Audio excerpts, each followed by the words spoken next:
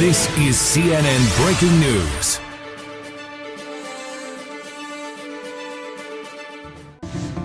Robert Mueller's probe seems to be broadening in various countries and at the same time tightening in on members of President Trump's family.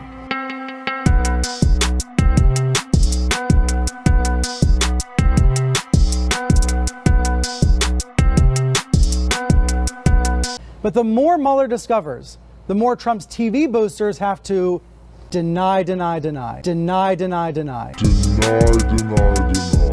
worse things look for Trump's inner circle, the worse the deflections get. R1, the mainstream media. The mainstream media is the third largest branch of the Cathedral. It's the institution of the Cathedral whose bias is most transparent. Traditionally, the mainstream media consists of the news media, Hollywood, the television industry, and most recently, adult film. Whether social media is part of or distinct from the mainstream media is something that I'll address later in the video. Does the mainstream media have an anti-conservative left-wing bias? Yes, but I don't think that's always been the case. Prior to the counterculture of the 1960s, the media seemed quite content with conservatism. Classic Hollywood movies and TV shows often featured masculine cowboys, police detectives, or U.S. soldiers as their protagonists. 1950s sitcoms, for example, were unapologetically patriarchal. Traditional values and morality were emphasized over things like sensationalized violence and sexuality. A great example of the classic conservatism of U.S. mass media and how it's been lost over time is the Star Wars franchise. The Star Wars franchise doubled down on an older way of storytelling that had fallen out of favor in Hollywood. It featured archetypal characters engaged in struggles that often involved moral decision-making. The three main characters of the original Star Wars trilogy all struggle to achieve a perfect form,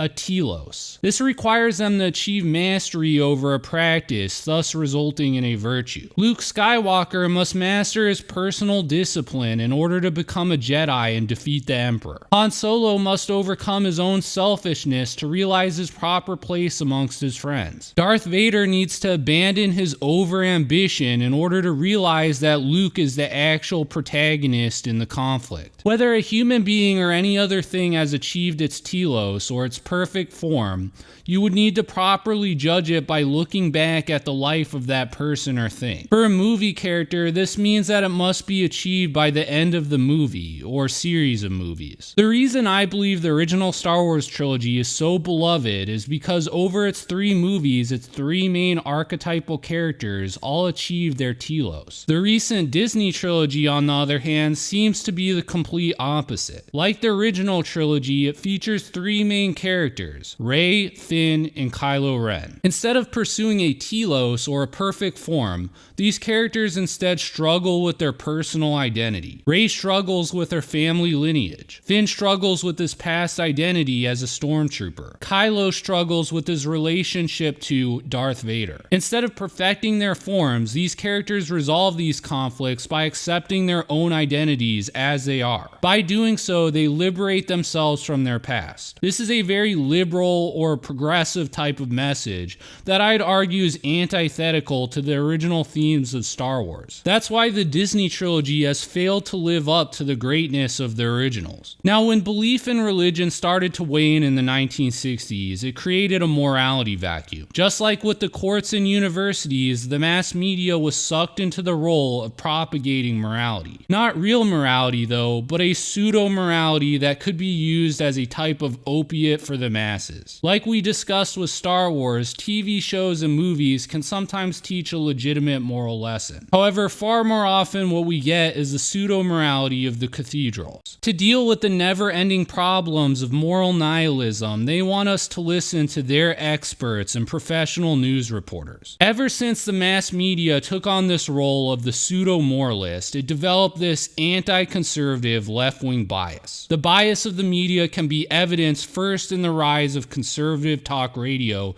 in the 1980s. Conservative radio shows featuring personalities like Rush Limbaugh and Dennis Miller proved to be incredibly popular during this time. On the other hand, there's never really been popular left-wing talk radio. Air America briefly tried to challenge conservative talk radio with its own leftist radio station. The reason conservative talk radio was popular, though, was because it was filling a role that was not already filled by the mainstream media. Leftist radio served no such purpose, and therefore it wasn't commercially viable. In the last 30 years, the mass media has tried to push a succession of anti-conservative news narratives. In the early 1990s, the botched ATF raid into the Branch Davidian compound in Waco, Texas, resulted in a massacre. Despite the fact that the incident represented the massacre of religious conservatives by law enforcement, the media spun the incident into a narrative attacking religious people and right-wing militia groups. Of course, instead of deterring these groups, the media's portrayal of what had been a massacre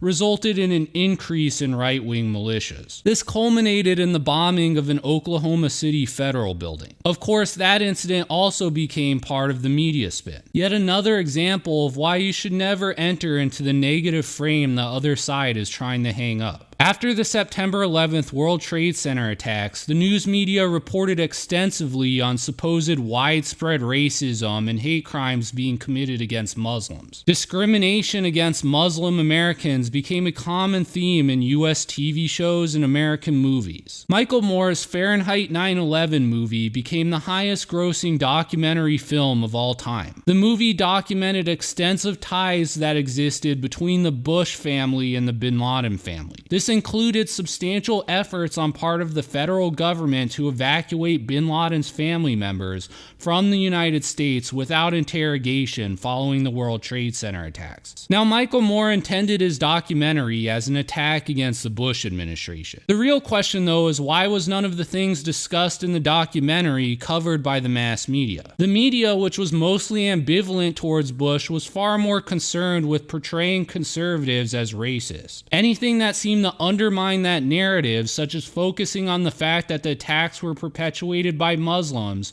connected to the Bin Laden family, was ignored. The willingness of Michael Moore to speak truthfully about 9/11 is the reason I believe that this movie became the most successful documentary of all time. When Barack Obama was elected president, the media treated his administration as a blank slate. Nobody knew exactly what to make of him. The entire tone of his administration would soon be set, though, when someone called to indicate that he witnessed two men breaking into a house with a crowbar. One of those men turned out to be a black Harvard professor named Henry Louis Gates Jr. The house that was being broken into was Henry Gates Jr.'s own house. When the responding police officer arrived, Henry Gates Jr. accused the officer of being a racist and threatened to use his position as a Harvard professor to make sure that this officer was fired. This was despite the fact that the officer had been specifically dispatched to that location. After Gates refused to calm down or act rationally,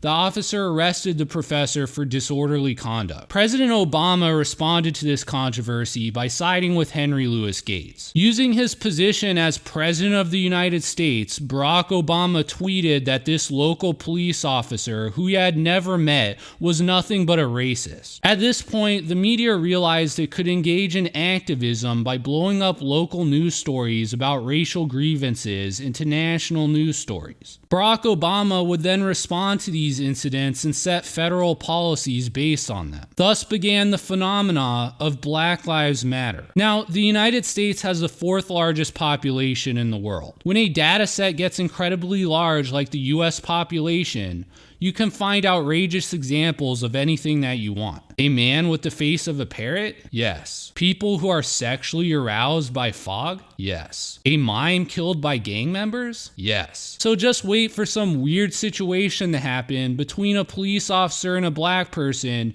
and bam, national outrage. After years and years of puffed up nonsense, A miracle happened. For years, there were no major media stories about blacks and police. Of course, for reasons I'm sure that are entirely coincidental, this happened to coincide with the media's unhinged 24/7 coverage of Donald Trump. The media had become obsessed with him as he became a popular potential presidential candidate. The Cathedral absolutely hates Donald Trump. It's because he doesn't care about their pseudo-morality. Trump doesn't put any faith in the global warming. Trump has his own interpretation of identity politics, which is considered heretical to that which is preached by the Cathedral. Trump accuses the news media of spreading fake news and lies. He has at times suggested that the courts make decisions based on corrupt partisan bias rather than the objective application of judicial precedent. When Donald Trump was elected president, the Cathedral lost its mind. It's like watching a religious organization that has just had its doctrine definitively disproven. The level of derangement these people have exhibited since that moment is absolutely unfathomable. There are some people who supported Trump but now don't like him. They believe he didn't go far enough with the border, globalization, etc. While I'd like to have seen Trump do more about these things as well, the insanity he has inflicted on the Cathedral is the most revolutionary political moment I've seen in my entire lifetime. With Trump now president, the mainstream media devotes almost all of its coverage trying to get Trump removed from office. Their first coup attempt was the Robert Mueller Russiagate investigation. It went nowhere. So then they put all of their hope into Ukrainegate and a Democrat-led impeachment effort. That also failed. A direct quote from Times executive editor Bakay: "We built our newsroom to cover one story, Russia collusion, and we did it truly well." Bakay said, "Now we have to regroup and shift resources and emphasize to take on a different story." Bakay adds, "We've got to change. The Times must write more deeply about the country, race, and other divisions." The Times staff agreed with Bakay on the shift toward racism-centric reporting. One Times staffer said racism and white supremacy is a foundation of America. After years of the media focusing nonstop on Donald Trump hysteria, the New York Times decided that it was now time to switch tactics. They decided that they would just create their own alternative to American history through the 1619 Project. They decided that they would repeat the Black Lives Media narrative that they abandoned years ago to try and deliberately ruin Donald Trump's 2020 election strategy of recruiting black conservatives. Suddenly, local news stories about racial grievances were being elevated to national news stories again. We'll have to wait till November to find out if this New York Times strategy works or not. Part 2. Social media. What about social media? Is social media the same as the mass media? I don't think that it is. I see things being discussed on social media that almost never got talked about in the mass media. Things both on the right as well as the left. The traditional mass media obviously hates social media for this reason. That's why it's tried so often to convince advertisers to boycott these social media sites or demand political censorship in exchange for ad revenue. Most often, these social media sites give in to the censorship. That's why it's so hard for small channels like mine to grow. I feel blessed that I've done well recently, but for over a year I got almost no traction. Imagine how awesome YouTube would be if it dialed back all of its censorship. For example, if YouTube didn't like your video, what if it just took it down and prevented it from being re-uploaded? No bans, no strikes, no suspensions. Imagine if all videos got monetized regardless of their content. Imagine YouTube didn't screw with the algorithm so that you got recommended videos you actually wanted to watch. That way YouTube would actually be meritocratic. The best videos would have the best performance. Instead, YouTube constantly tinkers with and suppresses content. Now, conservatives are definitely at a disadvantage on these sites, but I mean, at least we get some kind of voice. That is, at least temporarily until we get banned off the platform. That's more though than we ever got from the mainstream media. I believe that Donald Trump's electoral victory proves this. Donald Trump never would have won without people having access to information that hadn't been curated and spun by the Cathedral. We've talked about how mass media has tried to influence social media, but it goes both ways. Social media has influenced influence mainstream media by incentivizing journalists to act performatively. If you're a journalist, you're no longer an independent fact finder. You cover the news in a way that boosts your Facebook and Twitter followers. That helps these journalists build up a personal brand that is independent of the publication or network that employs them. And it's not just journalists whose social media has turned into performers. If you're a politician today, you don't reach a bipartisan compromise with the other side. Your followers on Facebook and Twitter would hate you for doing that. Everything in politics is now by necessity a zero-sum game. Even bureaucrats that are supposed to be independent, like James Comey from the FBI, focus largely on performing for an audience on Twitter rather than doing their job objectively and correctly. Anyways, that's all I have to say on the mainstream media. I've now covered all three major branches of the Cathedral. I'm considering continuing this series, however, by critiquing the institutions controlled by the neoliberals. That would include the US Congress, the office of the president, as well as the US military. Anyways, if you like this video, please help support small YouTube channels like mine by subscribing. I recently hit 1,000 subscribers, and I want to thank all of the people who have subscribed to my YouTube channel that made that possible. Because conservatives are locked out of all these institutions by the neoliberals and the Cathedral, the most important thing that us conservatives can do is network. So again, please subscribe, and if you want to have a conversation with me about anything, don't be hesitant to hit up my email. Thanks.